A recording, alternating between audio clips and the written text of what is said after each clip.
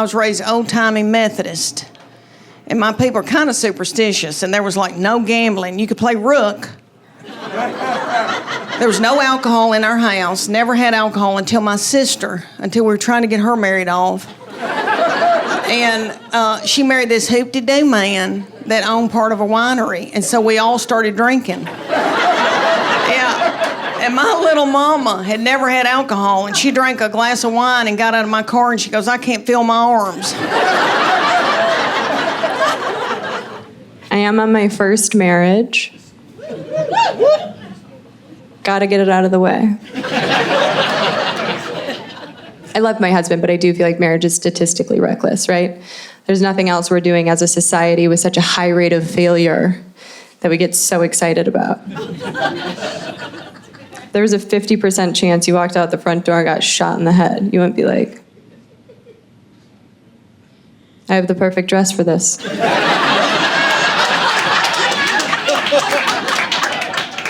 Sending and receiving naked photographs is something that belongs firmly in casual dating, where you're performing a gradual striptease via text for someone who never has to know you pissed the bed after 3 wines. And in return, you get the slow reveal of a body you don't yet know. Oh, it's very exciting. You're there like, oh, chest hair, hot. Oh, freckles on the shoulders. Hot. Oh, Southern Cross tattoo. Block. I think back to when I was younger, people said that I should not have kids. They were very rude about it. They're like, Jen, you have no maternal instincts. You never will. You running a house with actual children, and oh, that'd be a disaster. And now I have this big family, and I think back on that, and I'm like, they were so right. How did they know? They nailed it. No, guys, I had to have 6 kids. I am an only child. My husband is an only child. My father was an only child. My family tree was becoming a stump. Your annual family reunion should not fit at one table at Applebee's. I stalk him on social media. I do. I mean, technically it's not stalking because we're married. I just care as much as a stalker would. I mean, before we met, did I look him up on Facebook and was very careful to not like any of his photos from 2009? Sure. Then did I Google him and find out everything about him, realize we're perfect for each other and soulmates? Yeah. But that's not stalking, you guys. That's called dating. That's how dating works.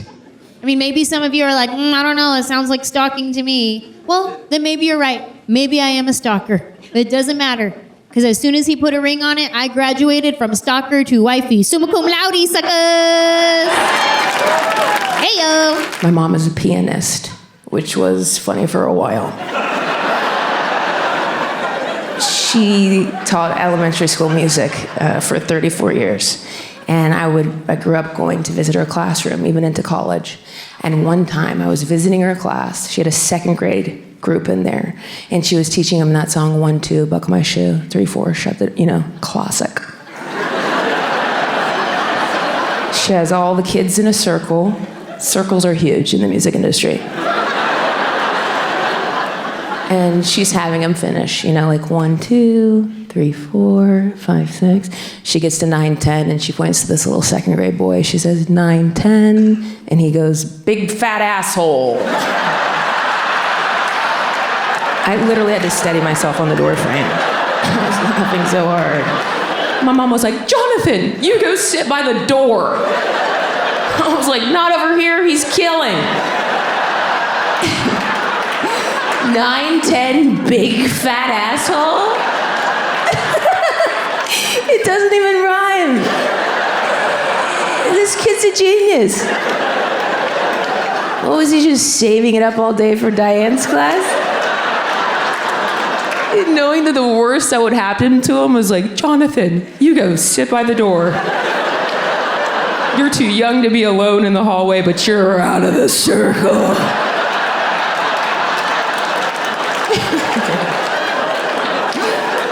don't even know how old second grade is. Nobody told me.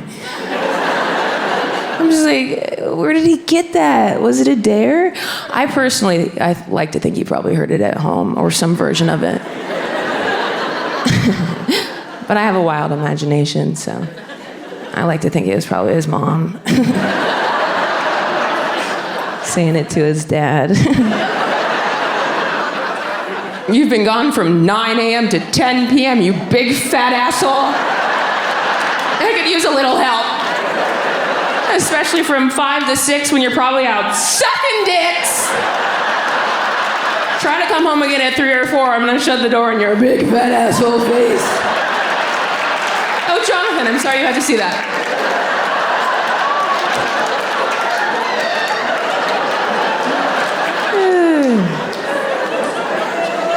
That is his real name. I've left it his real name in case he needs to find me. As soon as people find out that I'm a New Yorker, they feel compelled to tell me how they feel about New York. Right? Like, I don't ask. But they always tell me, and it's usually some cliche thing, you know, they'll be like, New Yorkers are mean. And here's the thing, we're not mean, we're aggressively kind. Right? We're very misunderstood. I always tell people, get lost in New York City, the first person that will help you is a New Yorker. Guaranteed. Guaranteed, because we can't stand lost-looking people. Like, we hate your lost-looking faces. I'm not even gonna lie to you. We see them at the, like, right at the subway map, just like, Is it uptown? Is it downtown? What's midtown? Literally the middle.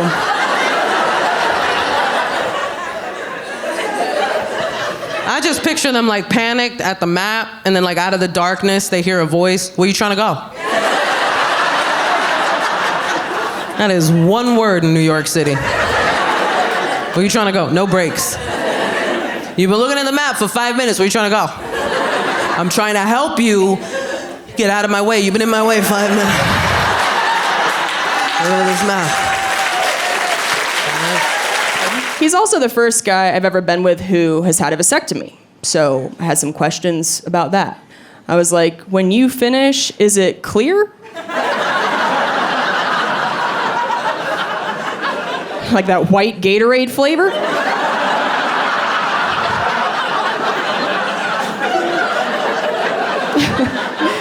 Just have Glacier Frost on tap? What's going on? I'm just trying to prepare myself. I was like, does it taste better when there aren't kids in it?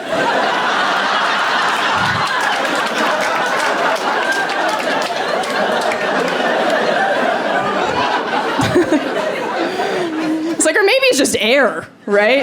Like one of those pressurized keyboard dusters that's like, psst, you're like, oh. It startles you. You gotta point it away or you'll lose an eye. And maybe fix a tire. Finally, I just went Bill Nye on his ass. I was like, I am blowing you in the name of science. This is field research at this point. And turns out it's like normal. I guess it's kind of like Beyond Burger.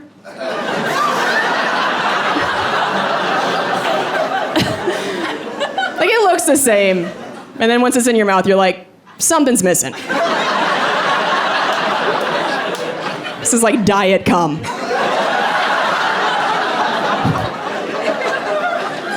tried to talk me into tiny homes for years. He was a big fan of tiny homes, kept trying to talk me into those, and I was like, first of all, I grew up poor, okay?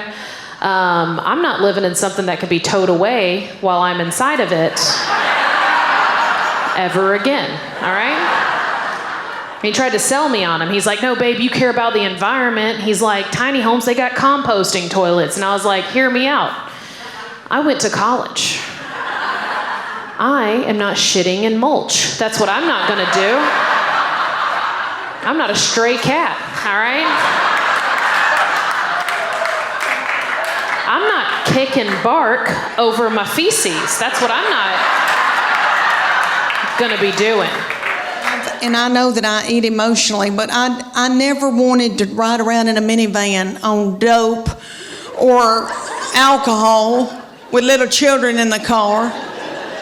I didn't want to drink whiskey. So my kids would get to fighting and my husband would say something hateful like, "What have you done all day?"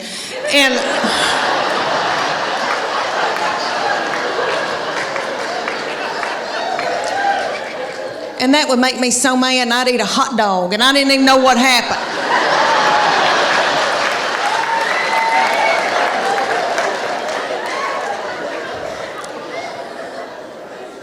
But Weight Watchers has a point system. So say you get like 23 points out of the day, and you got to go within those points, and they'll say, "Fruits and vegetables are free."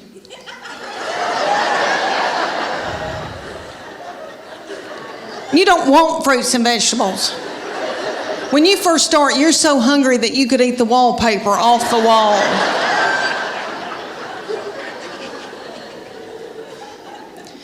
A chicken breast is 3 points. A Snicker bar is 12 points. That's what you want.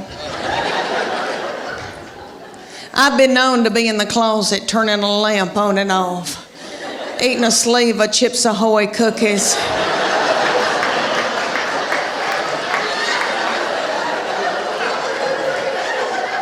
I recently celebrated an anniversary. I am 1 year sober. Thank you. In early sobriety, they encourage you to be single because it's such a transformative time, which I love because I love being single. The only person who doesn't like that is my husband. Not a big fan. When you're a married woman and you quit drinking, in the beginning, everyone thinks you're pregnant. And they want you to drink to prove that you're not. So I was at my friend's wedding recently, and she was like, "Brittany, you're totally pregnant. Drink this and prove that you're not." And I was like, "Ugh. Listen, Stacy, if I have to drink to prove it, I'm gonna fuck your dad."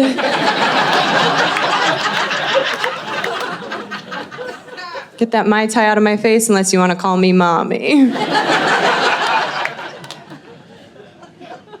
I did notice that when I quit drinking, my husband started collecting expensive whiskey.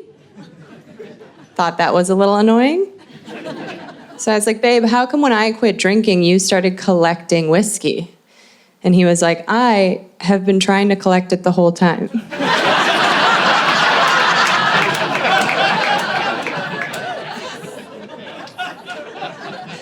Whoopsie. I am from Wisconsin, though. That's just what we do. We drank. You guys get it? We have t-shirts in our airport that say "Drink Wisconsinably." My ex-stepmom used to decorate our house in tacky wine decor. She had a sign that said, "Wine is the answer," and I forgot the question. The question is, why did the neighbor boy find you naked in a ditch at 2 o'clock on a Tuesday? The question is, why is your cherry red Spider Eclipse parked in the kitchen? These are the questions. My first shot of hard liquor was Everclear. Thank you. If you don't know what that is, congratulations. You have homework. It's 190 proof grain liquor. And that being your first shot is a lot like losing your virginity to a traffic cone.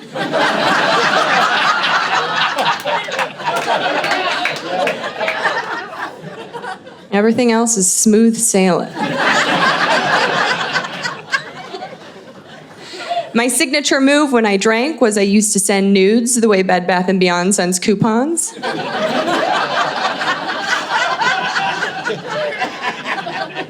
I'm like, if everyone in my phone gets 10, someone is bound to redeem. My grandma was like, "Brittany, what on earth is this?" I'm like, "It's a numbers game, Grandma. Get on board. By my very nature, I am a compulsive, people-pleasing pushover. I've got a tramp stamp that says, no worries if not. And I'm trying to remedy this. And the way that I'm doing that is by using affirmations in the mirror. Do we know affirmations? Yeah, those bite-sized morsels of toxic positivity that women use to gaslight ourselves into thinking we're the problem. Uplifting things like, don't kill yourself today, you've still got laundry to do. Every morning, I stand in front of the bathroom mirror, pledging strength and confidence, while a conga line of my self-loathing thoughts snakes its way through my brain. Da da da da da da, you'll never be happy. Da da da da da da, you only have $47 in your super. Da da da da da da, you'll never learn how to use a menstrual cup. Da da da da da da. I have all the edge of a poached egg. When I walk into a door frame, I apologise to it. An Uber Eats driver once told me I would never find a husband if I kept eating dumplings. I tipped him 50%.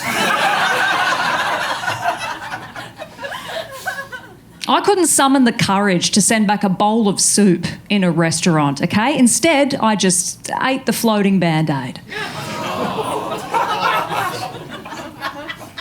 That's the correct response, thank you. I am a sub in every facet of my existence, not in a sexy way. It's less choke me, daddy, and more cut in front of me in the queue, even though we both know I was before you, daddy. A more niche category on Pornhub. But I'm trying to change. I'm trying to become more vocal, take up more space, be more assertive. And where better to try and be an assertive woman than on the Gold Coast? Where anal bleaching is so common, you can wash your whites in the wastewater.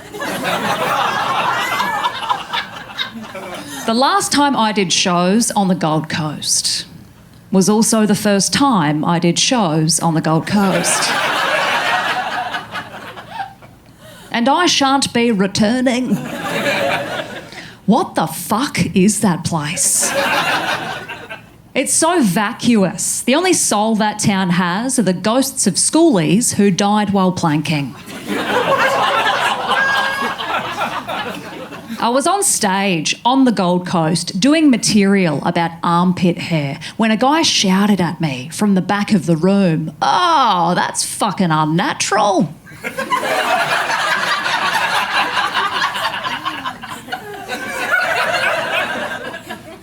Which I'll let you find the comedy in your own time. Now, I couldn't see this guy, and I don't like to judge, but I am a touring comedian, which means I do possess the natural ability to hear a restraining order. I could just tell by his intonation that he had a jet ski for every IQ point. You know the kind of guy I mean, right? Just a neck vein in board shorts. With a bicep full of portrait tattoos of his children that look like melted Cabbage Patch dolls. The more tattoos a father has of his kids, the less likely it is he's allowed to see them. So this guy heckles me, right? And normally I would have panicked, been intimidated, changed tacks to be more palatable for the audience. But I was trying to take up the space I deserve. So I squared back up to him. The only unnatural thing here is the fact that you felt the need to interrupt me while I'm at work to make an unsolicited comment on what I do with my body, which you assume exists only for your consumption, in a transparent attempt to shame me for having agency over my own physicality, because frankly, sir, it frightens you.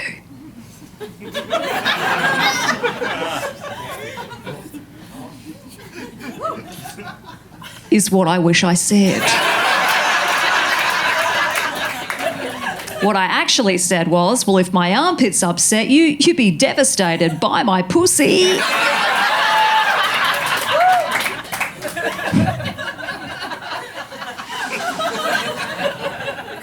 And then I went home, cried, and shaved.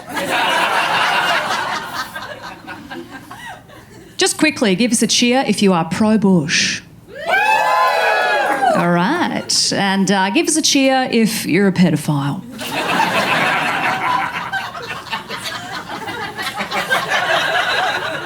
I'm on Instagram a lot.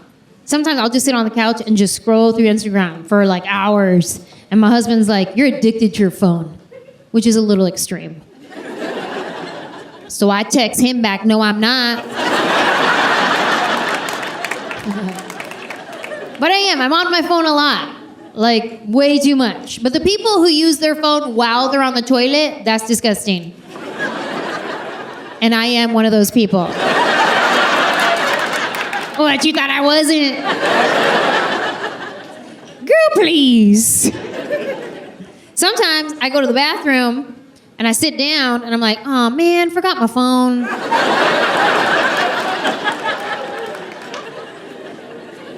And I just gotta sit there all bored.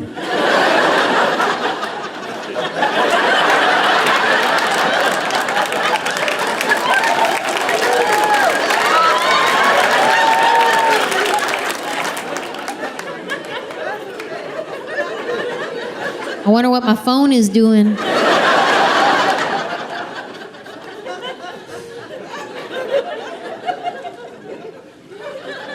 I have crown molding? Oh, somebody needs to clean in here. That's one option. If you go to the bathroom and you forget your phone, you could just sit there bored. Or you can do the squat and run. Do you guys know the squat and run? The squat and run is when you know where your phone is. It's not that far away. So you squat and run.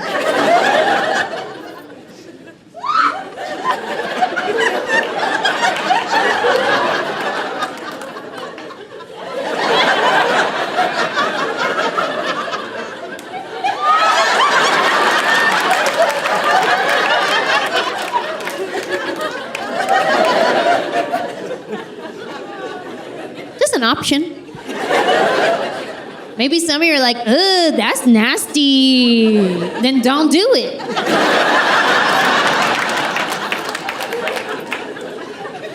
This is how bad it's gotten. I used to take my phone with me to the bathroom only when I knew I was gonna be there for a while. But now, even if I just have to pee, I take my phone. I sit down, I pee, start scrolling through Instagram. Next thing you know, been there so long, gotta pee again. 2 pee cycles? It's a problem.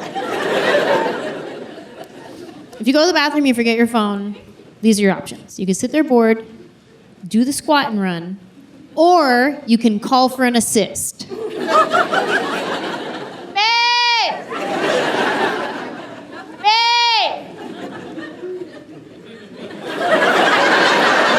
Babe? But by the time junior high came, I couldn't just show up empty-chested. How was I gonna get a dude back to my mom's unfurnished basement? So I had to act fast. I went up to my mom's room. I stole her water bra, which Victoria's Secret stole from a hose in water balloons. And then just charged us $50, and we were like, honestly, we'll do anything. So I strapped on the water bra, I marched to junior high, and it worked. I snagged a teen. I was also a teen at the time, just to be clear. I got him back to my mom's unfurnished basement, popped in the Billy Elliot VHS, which was my fuck tape. I still don't know how that movie ends. And the water bra made me inadvertently celibate because I wanted to be touched, but I couldn't let him touch or put any sort of like weight upon it because it made like a strange like sound that I could not explain. And I also couldn't do like a sneaky release underneath my shirt and chuck it far away because it was like the weight of an X-ray vest. It was like, thunk. And after that, I would have had no choice but to be like, ta-da! I made my boobs disappear. And now for my assistant, my mom taking the towels out of the dryer.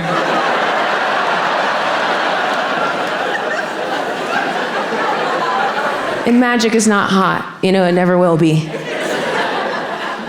It's a trick. A guy wants boobs and he gets water. Not cool. I feel like the only time that would work is if it was like reversed or something. Like if you're running a marathon and I was volunteering on the side with the water and you came up for the water and I was like, or you can touch my tits. You're like, oh my God, thank you so much. I know there's water up here. I don't know when there's gonna be tits again. Thank you. I do actually want to try and keep the magic alive with Chad for as long as I can. And my ex and I got pretty gross together toward the end. He and I always lived in a place that only had one bathroom, and he would go in there and take 45-minute man shits.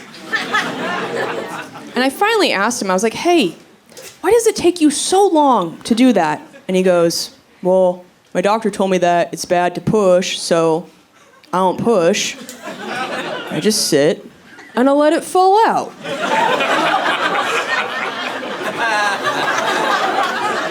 I was like, what are you, a geisha? What are you trying to take these dainty shits for? You're a man. Just grab onto something, fire it out, get the fuck out of there. We can't wait for the stars to align, Mulan. It's Sunday, we got errands to run. Go, get out.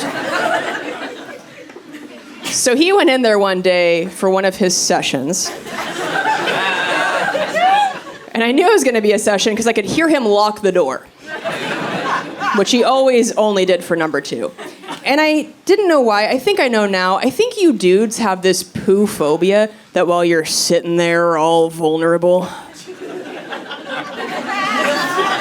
you're afraid we're going to like bust the door down and jump on your lap and start tickling you.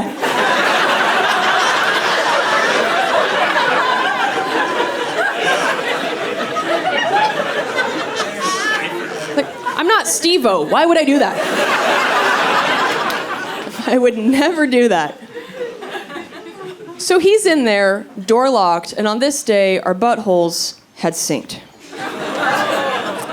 And I was like, oh no. Because I have IBS, so when I gotta go, I gotta go. So I texted him, and I was like, hey, I'm about to shit my pants. Siren emoji.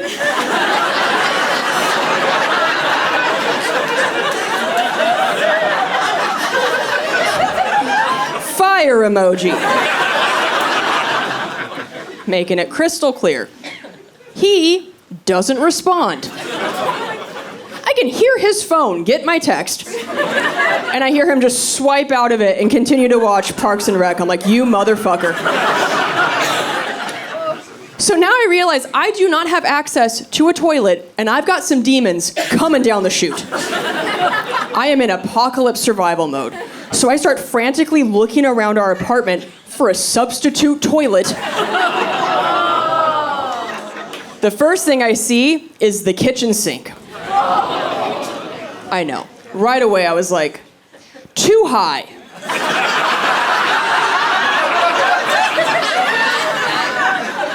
It's a lot of gymnastics I'm not qualified for. Next thing I see is my ex's favorite hat, which emotionally felt like the right choice, because I was ready to soft serve him some piping hot justice.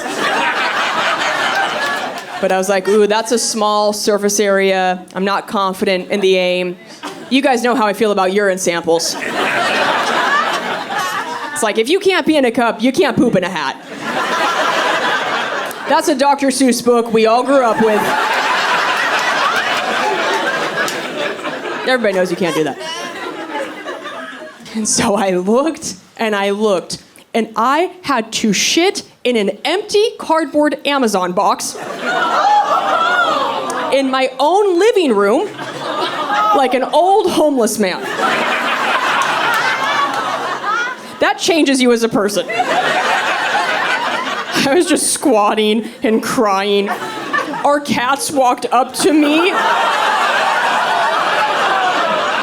and booped noses. I was like, get out of here, go. They just watched me from the corner with giant eyes. They're just looking at me like, oh, you are one of us. Neat. And after I was done, I told my friends what had happened, and they were all like, why don't you just poop in your cat's litter box? And I was like, because I'm not trying to dominate them for the rest of their lives. Do you understand what a deranged power move that would be? To just bring the heat like that? And just dunk on them? That would be like if you shit in your baby's diaper. Your child would be taken from you. There are rules to this life. But I tell you guys this to tell you, I've been trying to hide that version of me far away from Chad. I don't ever want Chad to meet gross Kelsey, right? In warehouses, you know, they have those signs. It's like 32 days since last workplace incident. Well, I have a tiny one in my heart that says 1,842 days since I shit in a box.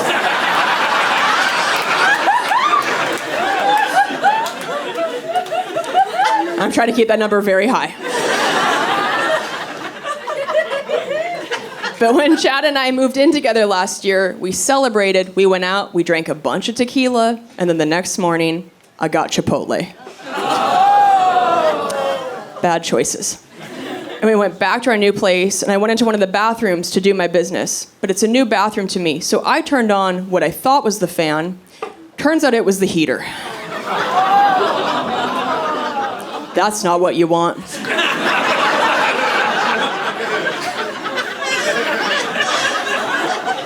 That takes a normal number 2 smell and turns it into a Woodstock 99 porta potty. Immediately. So I'm in there sweating and panicking. I'm like, oh, fuck. And I finish up and I walk out and I close the door behind me, which is the universal sign for give it a sec.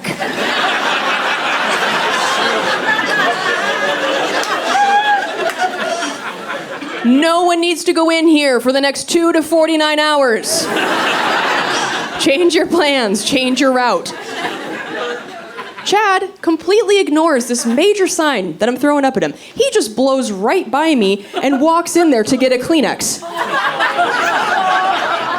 My brain in slow-mo was like, don't go in there. And he came out and I was like,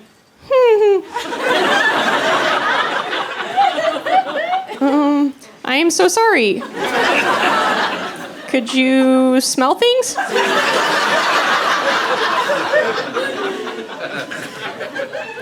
And he goes, I couldn't smell anything. You're fine. And I was like, oh, thank God. You might want to take a COVID test.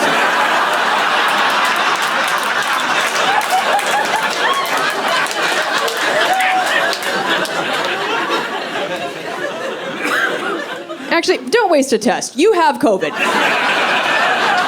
My asshole was the test, and you failed. And that's when Chad goes, I'm just kidding. I could totally smell that. Do you see the tears streaming down my face? God damn it. I do enjoy being with a quirky guy, though. It's good. I like it. It's a little spicy, right? I like being on edge. I'm like, is he gonna kill me? Is he not? Like, it's fun. Keeps things fresh. I enjoy that. It's important, though, if you're looking for a fella. Like, find yourself, or anybody, woman, man, doesn't matter. Find yourself somebody who's been through some shit. That's what I'm trying to say, right? Get you somebody who's got a little PTSD, you know? Keeps it interesting. That's what it is. He's been through a lot. Most of his family's dead. Listen, I know that sounded harsh, okay? But I didn't do it. He might have, but we don't know for sure. That sounds rough. And I give it to him. Like, he's been through a lot, right? And most of the time, like, I'm sad for him, and I'm like, that sucks, man. I'm sorry. But there is one upside, though, to him having a mostly dead family. Listen, when I was wedding planning, having a dead mother-in-law, it's the best gift that you could get, honestly. That's the kind of gift you can't register for. They don't let you do it. The whole rest of the year, I'm like, this is awful, I'm so sorry. But like, those months leading up to the wedding, I was like, thanks a lot, Brenda. I was really thankful for that. Because he's been through so much, it has made him a little different, all right? And that's okay. Like, he's a little bit of a conspiracy theorist, which is fun. Get yourself one of those. Those are the kind of guys who aren't going to cheat on you, right? Because they're busy. They got a lot of research to do, right? They're at the computer a lot, okay? It's a safe place for them to be, because they got to keep up with what's going on. They got to make sure, the Illuminati isn't putting out chemtrails to confuse us about the truth of 9/11, right? So it's important. He's got work to do, okay? Here's the thing about my husband and I think it's important too, like, if you don't agree 100% on everything with the person you're with, that's okay. I think that's okay, all right? Because we ended up in the situation that we're in as a country because we didn't listen to people who disagreed with us politically, right? And I think that's ridiculous. We all got to come together. We can't just rely on the internet to tell us what other people think and what they don't think. Let's just talk to people in real life, right? Find out, because, at the end of the day, most of us want the same thing, right? We just want to come, and that's it, honestly. That's really all we really want to do.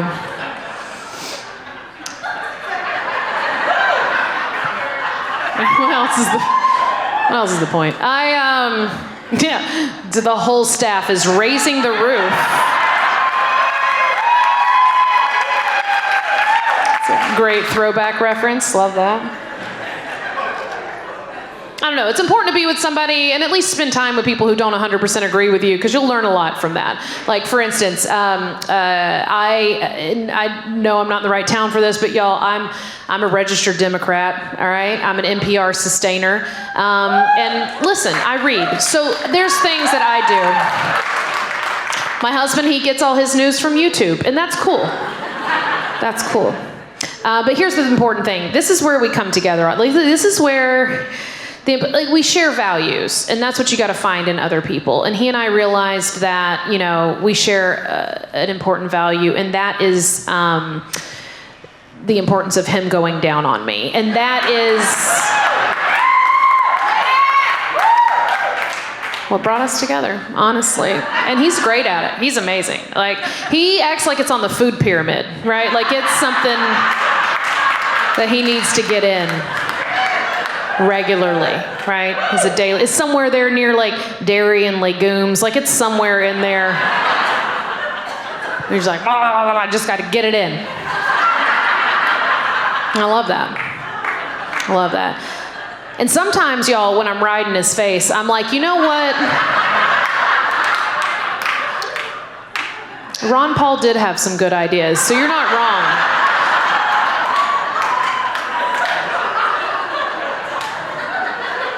Just bone across the aisle. That's all. That's how we're going to bring this country together. There we go. Thank you. Thank you. We have a very interesting relationship. I know some people are like, oh, that's crazy. You talk a lot of shit. Y'all really... We are super fucking happy. We're great. And here's the best way that I would describe the two of us together in a relationship. We're kind of like, we're like the movie E.T. Have y'all seen E.T.? You're familiar, right? Some people are too young. You don't remember E.T., but I feel like I'm Elliot and he's E.T. Like, that's what I feel like, right? Like, one day I was wandering around outside and I saw, like, I saw some commotion coming from a shed and a light coming out. And I was like, what's in there? Because I'm white, so I'm like, let's open this up. And then I opened the door and there he is. And he's just like, huh. He's terrified, right? He's like, I just got here. He's like, where am I? Where's my family? And I'm like, you're adorable. You come with me, bud. We're gonna get you inside. We're gonna dress you up to fit in with everybody else. We're gonna put you in some clothes that match. Come on. Come with me. You like beer? Let's do this. All right. And I had some Reese's Pieces on me, and I just used those. I was like, here, follow these inside. Come on. Let's get you indoors, see if you can eat some pussy. We're gonna get you in there. Come on. Come on. Come on.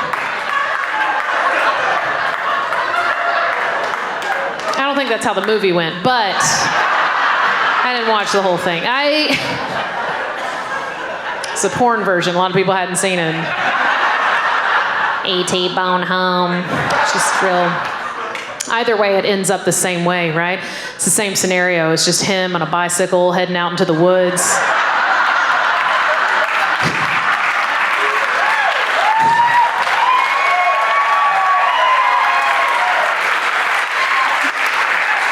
Thinking the FBI's out to get him. I got him wrapped in a little blanket. I got you, baby. Who loves you? It's fine. I think in everybody's relationship there was tension during the pandemic. Like, if you fought with your partner during the pandemic, like, it's not about how much you love them. That's too many hours with one person. Because we all have flaws. None of us are perfect. We shouldn't look for perfection in our partners. I think we should understand that everybody has flaws. It's not about your partner being perfect, but it's about how you handle those imperfections you have in each other, along with each other. And I think that was the biggest issue. Nobody was prepared to be around their partner 24/7, uninterrupted. Look, my husband's biggest thing is he's a talker, which is never said as a compliment.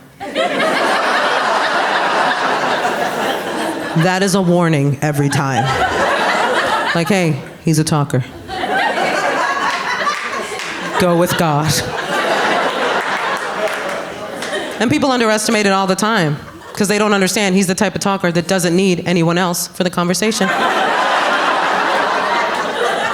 Do you know these people? You know how many times I've been at home, like, did I leave a podcast on? Like, who's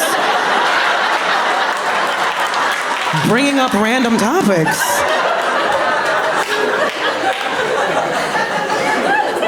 And then during the pandemic, he started doing this new thing that he'd never done before, where he just announced things he was doing around the house. I'd be in the living room and I'd hear, babe, I made space for the ketchup in the refrigerator.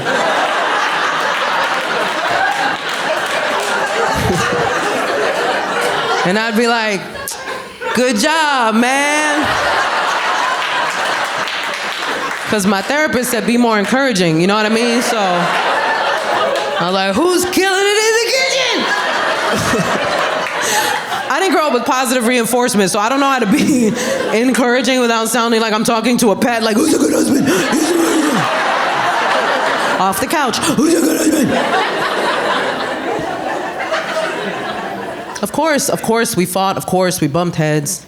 Of course we got on each other's nerves. Like, I'm definitely the kind of person, like, he has to put up with my flaws too.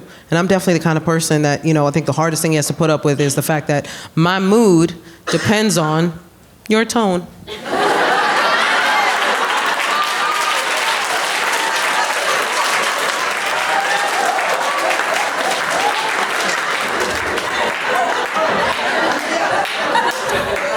You don't have to tell me. I know it's toxic. I'm aware. I'm working on it. It's not fun, you know what I mean? To be the kind of person that's always like, what'd you say? And at this point, we've established that when a woman says, what'd you say? She's not asking you to repeat what you said.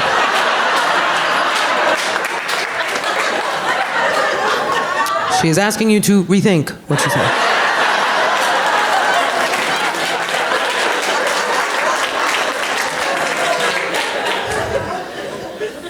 It's not fun to have somebody walking on eggshells like that, you know what I mean? Like, what'd you say? Good morning? Please say I did it right. We were bound to bump heads, man, but we're also both in therapy. And I don't know if you've ever fought with a healthy person. But it's annoying. Because we'd get into these big blow-up fights, right? Where we would just yell at each other, and then I'd storm out, right? And I'd have time to process. And I'd come back in and I'd be like, ugh. I realize my reaction to the previous situation is based on trauma from a former relationship that I shouldn't bring into this current space. Don't get too excited, baby girl. And then my husband would come in and he'd be like, ugh. I want you to know that I hear you and I see you.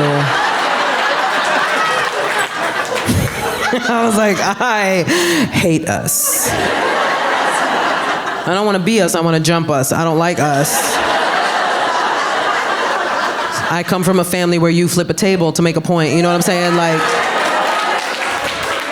this feels too healthy, you know what I'm saying? And I got a temper on me. I'm not proud of it, but it's something I know about myself. Right? Like, I got one of those tempers where I'll get real mad, real bad, real fast. Yeah. And then 5 seconds later, I'm like, we're cool.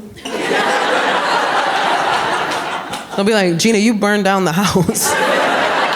Okay, but I'm a new woman now. Yes, I burned down the house, but I also called the fire department. And in therapy, they call that growth. So,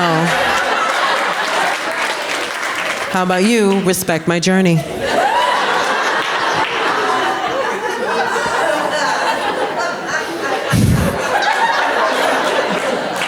It ain't easy.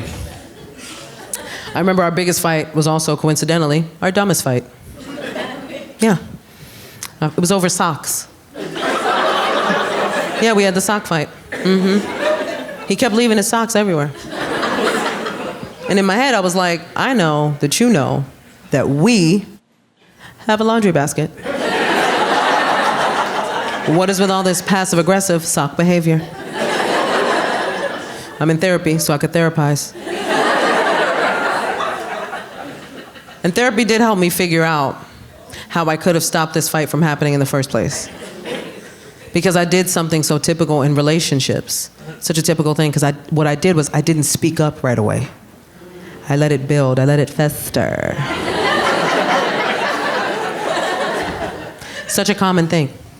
And I'll tell you why that happens. I can only speak to my relationships with men, but I'll tell you why that happens, guys. The reason why we don't speak up right away is because we have such faith.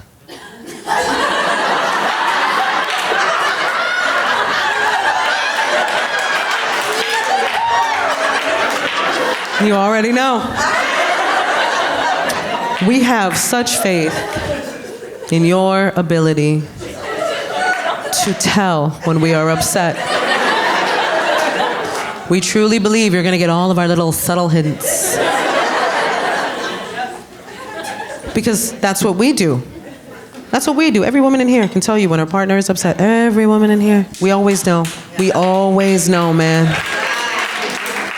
I know. I can tell by the way he breathes. So we always think he's gonna know. He's gonna know. Nope. Nope. And here's the thing. there's a reason why this happens. There's a reason why this happens, and it's not based on intelligence. It's about how we think and navigate through the world. The fact is, as a woman, I have to think 10 steps ahead for my own safety. I can't just walk out the door. I have to figure out where am I going, what time is it, how am I getting back, who am I going with, is it even safe for me to go there in the first place?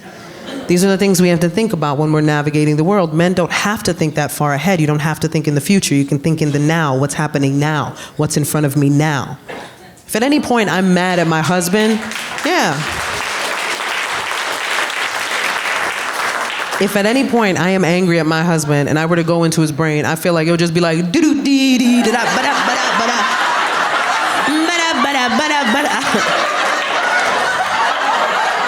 is a great day, man. She looks weird. I wonder who made her mad, man. I wasn't even here. No clue. He had no idea we were even in a fight. Have you ever had somebody sleep comfortably next to you? When you are fuming mad at them? Whew. That's a tough one. Because he was like,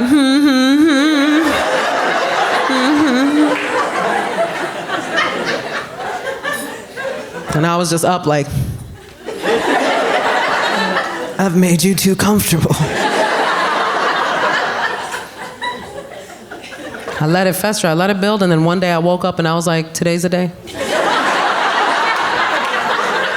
You know when you feel the rage rising in your body before your feet touch the floor?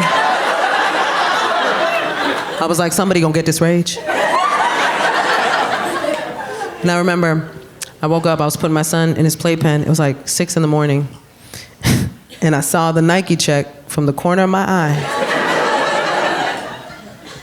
And if you've ever dealt with any kind of anger issues, then you know that at this point, I had to give myself a little pep talk. I was like, don't do nothing crazy.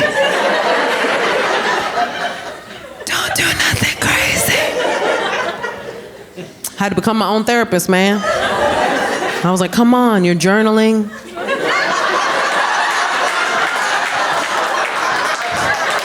You're meditating. You watch that one Brene Brown video.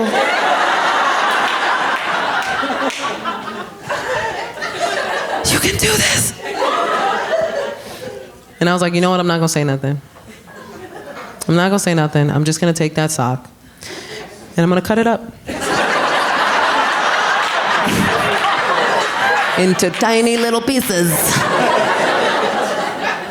And I'm gonna do that for every sock I find until he has no socks.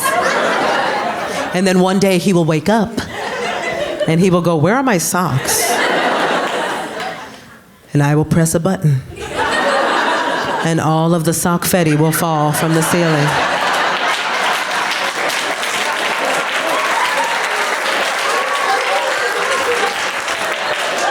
And I will go, ta-da!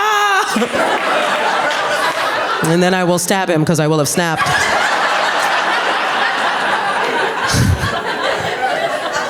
All you hear in the background is my son going, wipe your fingerprints off the knife, Mommy!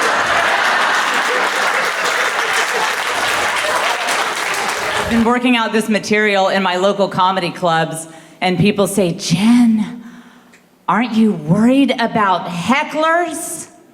I say, is that where I'm trying to speak and someone interrupts me with a bunch of sassy backtalk? Oh, I think I know how to deal with hecklers. I tell these guys at these clubs, at these dive bars, I walk in there and I say, we're gonna make that right there the naughty corner. Yeah. Anyone heckles me, you got 5 minutes and time out, and you don't get out till you say you're sorry. I have 6 kids. People ask me if I'm going to have another, and on the one hand, a 7th baby would be a lot of work, but on the other hand, my punch card at the hospital is full, and I get my 7th one free.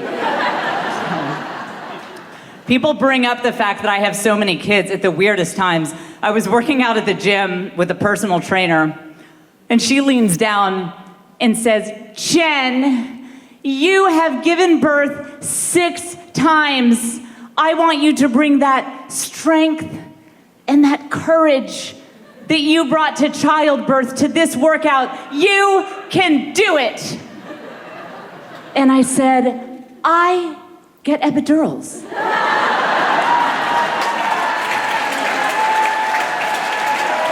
I don't know what she was imagining my childbirth experiences are like. When my last kid was born, I was scrolling Instagram. I found out the baby arrived because the doctor sent me a DM. It's crazy having so many kids. You get asked all these questions. Like, people always ask me, Jen, don't you want to try natural childbirth? They never ask you that for any other medical procedure. Like, if someone's going like, I've got an impacted tooth and they have to extract it, nobody's like, are you doing it naturally? Imagine if people use this as a way to brag, like, I'm having my appendix out this weekend, but no drugs for me. I want to breathe through it. I want to be awake when it comes out. We had 6 babies and 8 years, no twins. I'll take that. I earned that. Thank you also for the people who just gasped silently. But when we would tell people about baby showers, they'd be like, this is not supposed to be an annual tradition. We ran out of stuff for baby registries. For my 5th kid, I registered at Sephora. My 6th was at the liquor store. When you have your 6th baby, you don't need another baby walker. You need Johnny Walker. One of the things you have to get used to when you have a baby is the way other women will talk to it.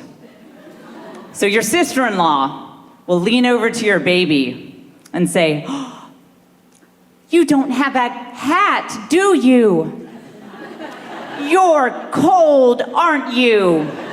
Your mommy forgot your hat because she spends too much time on that phone, doesn't she? So the way you handle that is you turn right back to that baby and you say, we're not gonna listen to Auntie Meg, are we? Why not? Because all her children smoke weed, don't they? Yes, they do. Yes, they do. Parenting is so hard. I have had to Google things like how to handle classroom bullying, what to do if your kid's teacher has an anger management issue. Oh.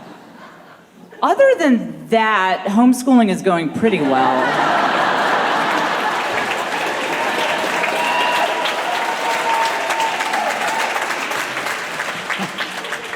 I know it's a strange choice. I know homeschooling is a different choice, but look, it's simply important to me that my children receive an education that starts after 10 a.m. People are like, Jen, you're a homeschooler? My cousin is also a doomsday prepper. I try to tell them this is a very modern system of education. It's very sophisticated. They won't listen to me. They're like, no, I know all about homeschooling. I read the book about it, the Flowers in the Attic.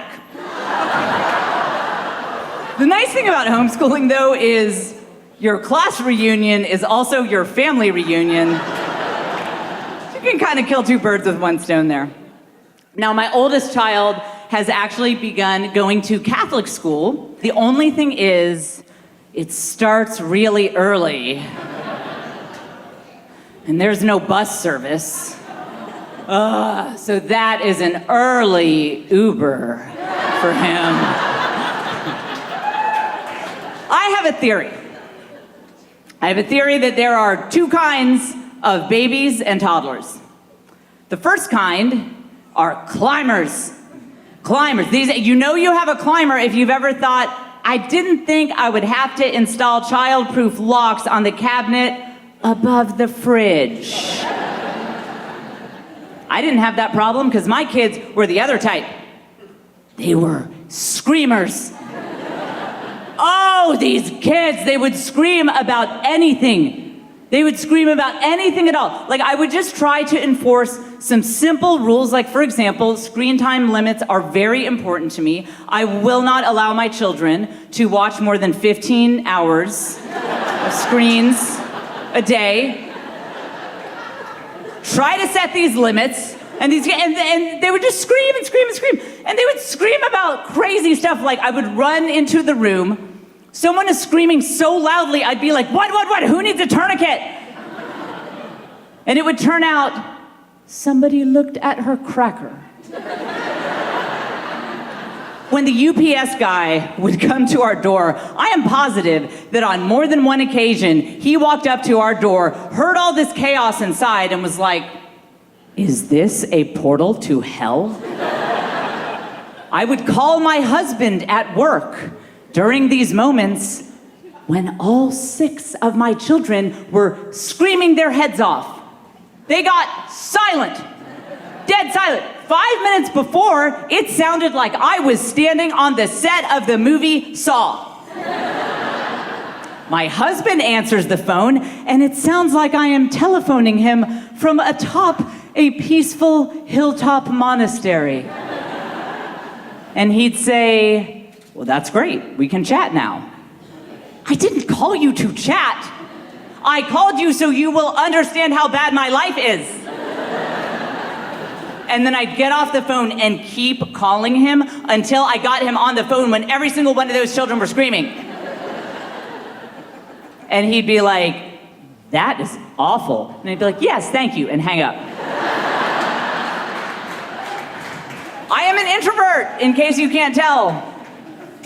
If you would like to know what level of introvert I am, my children thought it was normal that when someone knocks at the door, you hide. It would be like, go, get away from the window, away from the window. It might be a friend. And then they'd go over to their friends' houses, and when the doorbell would ring, they'd be like, should we hide behind the couch or the table? Well, look, there's this misconception. Being an introvert doesn't mean that I don't like being around people. I love being around people the way an astronaut likes going to the moon. It is a wonderful, beautiful, joyful experience that makes life worth living. It just has to be planned with careful precision timing so that I don't die in a burst of flames. You know, I'd love to know, is there anyone here in the house tonight, and make some noise if this is you, who happens to be Catholic?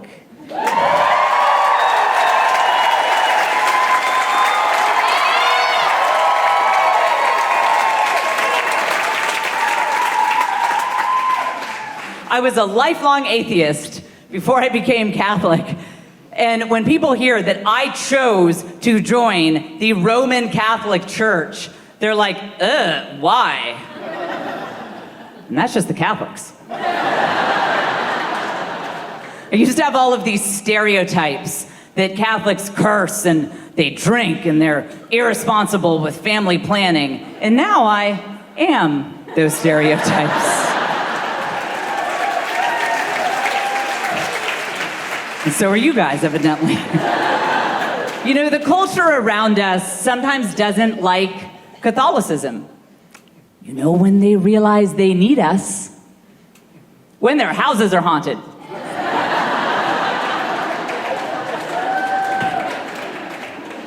Try to imagine an Exorcist movie without the Catholic Church. They're like, we've been hearing evil voices from the basement. It's a demon. Somebody call a non-denominational worship leader.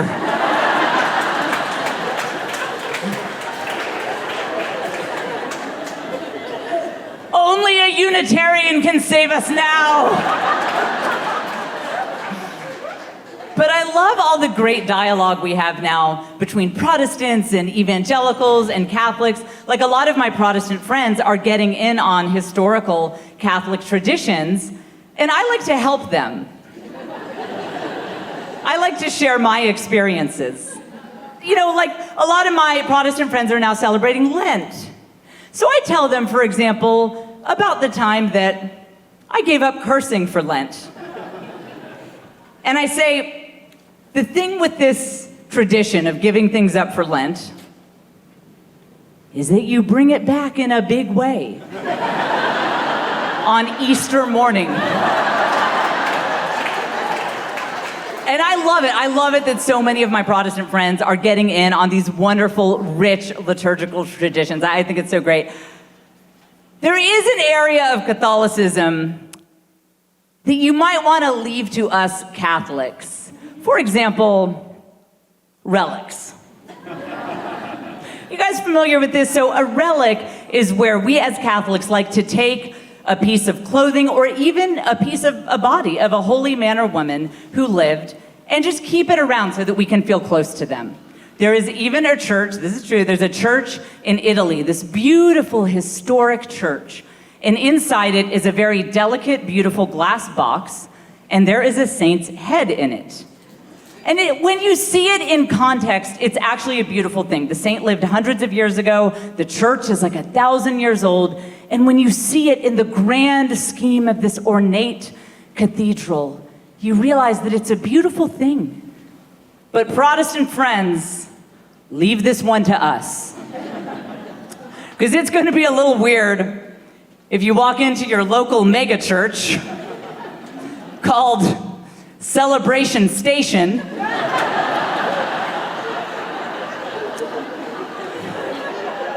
And there's a glass box with a guy's head in it. That's Pastor Cody. He was great.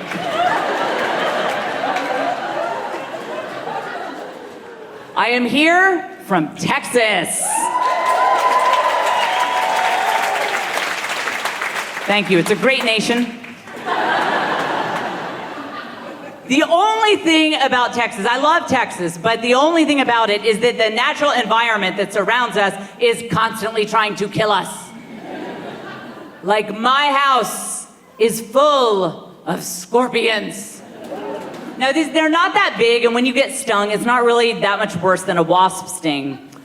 And sometimes when people hear that, they're like, well, doesn't sound that bad, and we have roaches. And it's times like this that I turn to the Bible. Particularly Luke chapter 10, where Jesus gives his followers the power to tread upon scorpions. So I'm like, I think what is in my house is worse because Jesus hates them. I did not know when we first moved into this house that it was full of scorpions. And we had an exterminator come out as just part of a cursory visit, just spray some chemicals. And I followed this guy around like, is that organic? No, don't spray right there. The children play there, don't spray too much. And then, one night when I was just about to turn out my bedside lamp, I saw a scorpion crawling right toward my bed. The exterminator was back at 6 o'clock in the morning the next day, and he said, "Ma'am, would you like to upgrade to our platinum package?" I said, "I want your Chernobyl package." These scorpions will show up in the craziest places. One time I sent a kid to the naughty corner, and she got stung there. It's not funny, but...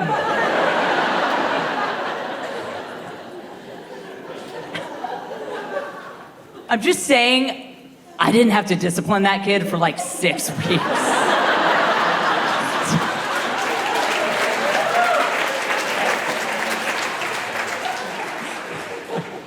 We also have rattlesnakes in our yard. And a friend of mine was like, Jen, if you see a rattlesnake, don't kill it, rehome it. I was like, that is a great idea. I will rehome it into a belt. I sometimes fantasize about moving somewhere else, maybe Chicago.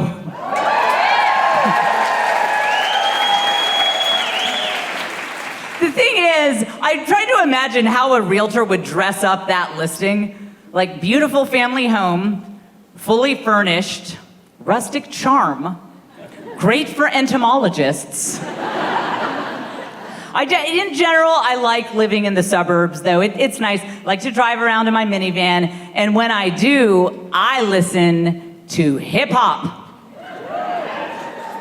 I love hip hop music. And sometimes people hear that and they say, Jen, have you listened to those lyrics talking about fighting with people, getting vengeance on people, using drugs to cope? And I'm like, you ever met suburban moms?